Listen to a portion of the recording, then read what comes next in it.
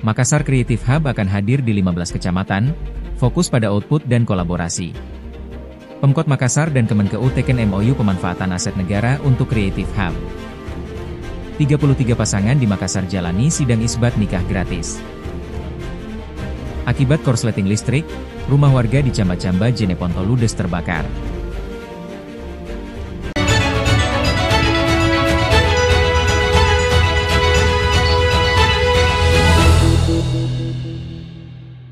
Akan dibuat. Rencananya masih kayak aja di Losari. MCH Losari. Namun mungkin pemanfaatannya kan agak terbuka di sini tempat dan terlalu banyak ruangan. Ya, nanti di belakang ini ada 5 lantai, di depan ada 3 lantai. Jadi mungkin peruntukannya sama aja pelatihan, tapi akan lebih banyak ke pertunjukan. Tapi pelatihannya juga tadi seperti dengan sambutannya Pak Wali, pelatihan-pelatihannya itu yang sifatnya output oriented. Dalam arti bukan sekedar model workshop tak sebentar terus selesai begitu, tapi ada pendampingan. Makanya kolaboratornya di sini akan kebanyakan untuk programnya itu ada di Disnaker, asosiasi dan lain-lain. Kalau komunitas mungkin hanya jadi selingan sehingga lebih fokus di Losari juga. Jadi dibagi terus yang berikutnya ini overloadnya juga tadi, kan banyak sekali yang kegiatan-kegiatan kayak mau latihan menari tidak proporsional di tempat di Losari sehingga bisa dibawa ke sini karena ruangannya kan cukup luas, bisa latihan di sini, bisa latihan di atas juga karena lumayan gitu. Kemudian yang paling beda di sini juga adalah kita merencanakan ada 1 lantai di mana teman-teman asosiasi itu bisa berkantor juga. Tinggal sistem bagaimana barter operasionalnya. Kurang lebih seperti itu. Barangkali mungkin dari asosiasi yang butuh kantor, tapi dalam tanda kutip sektornya ekonomi kreatif. Kalau bukan ekonomi kreatif berarti tidak di sini. Kurang lebih seperti itu. Ini kan targetnya setiap kecamatan nanti akan hadir MCH. Saat ini bayangannya kami itu akan ada di 15 kecamatan. Namun tentu dengan evaluasi melihat bangunan-bangunan yang sudah ada dulu. Barangkali dengan adanya di MCH Nusantara ini Kecamatan Wajo, Ujung Tanah, Talok itu bisa terjangkau. Nah kalau memang terjangkau, kenapa kita harus bikin lagi? Takutnya mubazir. Nah kita lihat dulu evaluasi ini 1 tahun ini bagaimana prosesnya. Tapi kalau memang dari data yang kita punya itu menjangkau jadi kecamatan, ya berarti ya kita fokuskan lagi di sini untuk pengembangannya, mungkin fasilitasnya, alat-alatnya yang ditambah. Barangkali seperti itu. Apalagi di sini representatif dilihat di ruangannya banyak sekali. Di belakang malah lebih besar dan luas, sangat besar dibanding yang di Losari. Nah ini makanya syukur sekali ada aset ini yang ditawarkan dari lembaga manajemen aset negara. Kapan rencana ditempati nih Kak? Mulai Tahun depan kita tunggu model penganggaran. Yang penting nota sepahamannya bahwa 2025 ini sudah dikunci ini untuk Pemkot, bukan untuk yang lain.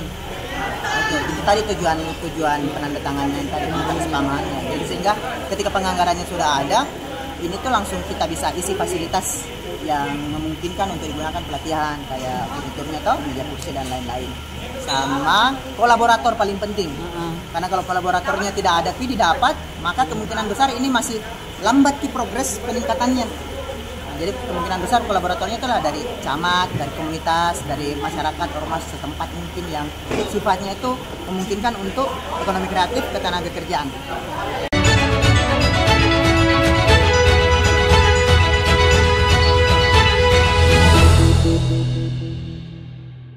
Pemerintah Kota Makassar resmi menjalin kerja sama strategis dengan Kementerian Keuangan Republik Indonesia melalui Lembaga Manajemen Aset Negara, LMAN, dalam rangka optimalisasi pemanfaatan aset negara menjadi pusat pengembangan ekonomi kreatif.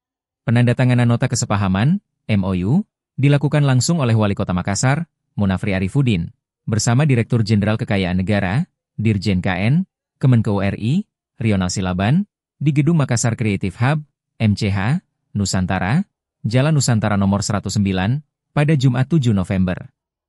Kolaborasi ini menjadi langkah besar Pemkot Makassar dalam memperluas ruang kreatif bagi anak muda dan menguatkan posisi Makassar sebagai kota kreatif dan digital di kawasan Indonesia Timur. Saya sangat bangga karena akhirnya kita bisa melaksanakan penandatanganan MOU ini. Pemerintah Kota Makassar memang sangat membutuhkan wadah seperti ini untuk menampung semangat dan bakat anak muda kita, ujar Wali Kota Makassar Munafri Arifudin alias Api. Menurut Api, Makassar telah memiliki satu Creative Hub di kawasan Pantai Losari yang menjadi pusat aktivitas pelatihan dan kolaborasi anak muda. Namun, tingginya antusiasme masyarakat membuat kapasitasnya sudah tidak mencukupi. Creative Hub di Losari itu setiap hari penuh. Jadwalnya padat dengan kegiatan pelatihan, produksi konten, hingga acara nasional. Karena itu, kami merasa perlu membuka ruang baru di Nusantara ini agar bisa menampung lebih banyak talenta muda, jelasnya. MCH Nusantara dirancang tidak sekadar sebagai ruang berkumpul, tetapi menjadi pusat pengembangan keterampilan, upskilling dan reskilling, di berbagai bidang, termasuk digital, kewirausahaan, dan ekonomi kreatif. API mencontohkan berbagai aktivitas yang telah dilakukan di Creative Hub sebelumnya, seperti pelatihan produksi film oleh Netflix, hingga peluang kerjasama dengan Apple Academy yang tengah dijajaki untuk membuka program di kawasan Indonesia Timur.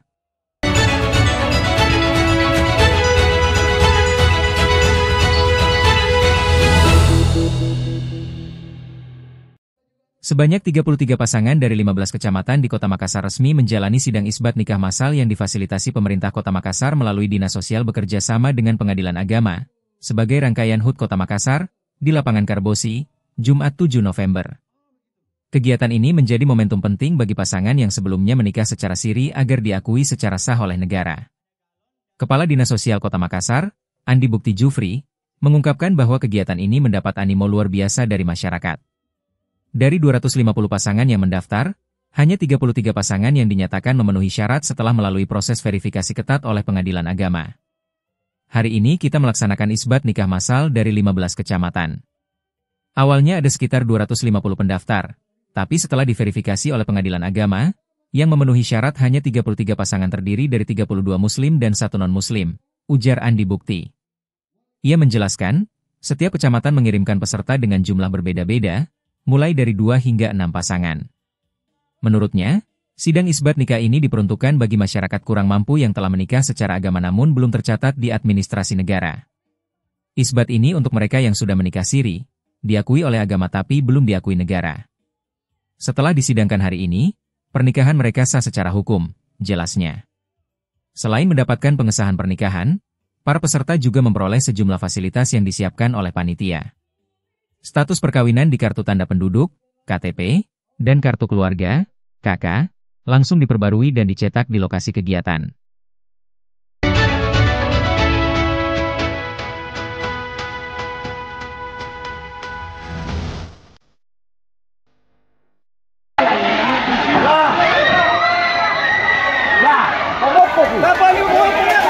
Satu rumah panggung di Dusun Camba-Camba, Desa Datara, Kecamatan Bontoramba, Kabupaten Jeneponto, Sulawesi Selatan, dilalap si jago merah, menyisakan puing dan trauma mendalam bagi keluarga pemilik rumah, Sanodin, 65.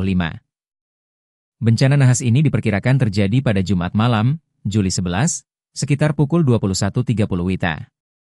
Berdasarkan pantauan di lokasi dan keterangan saksi mata, Mardianto, api diduga kuat berasal dari korsleting listrik di bagian tengah rumah. Mengingat mayoritas bangunan di dusun tersebut adalah rumah panggung dengan material kayu yang sangat mudah terbakar, kobaran api langsung membesar dengan cepat. Mendengar teriakan panik tersebut dan melihat asap tebal mengepul, Mardianto langsung bergegas melakukan aksi penyelamatan. Ia pun fokus pada mertuanya, Sanodin, 65, yang saat itu sedang tertidur pulas di dalam kamar. Karena kondisi mertuanya yang memiliki masalah pendengaran, Mardianto harus mendobrak pintu kamar yang terkunci dari dalam. Usai menyelamatkan sang mertua, Mardianto masih sempat menyelamatkan sepeda motornya yang berada di kolong rumah. Di tengah kepanikan, puluhan warga setempat segera berhamburan membawa ember berisi air untuk memadamkan api secara manual, sementara sisanya berjibaku berusaha menyelamatkan barang berharga.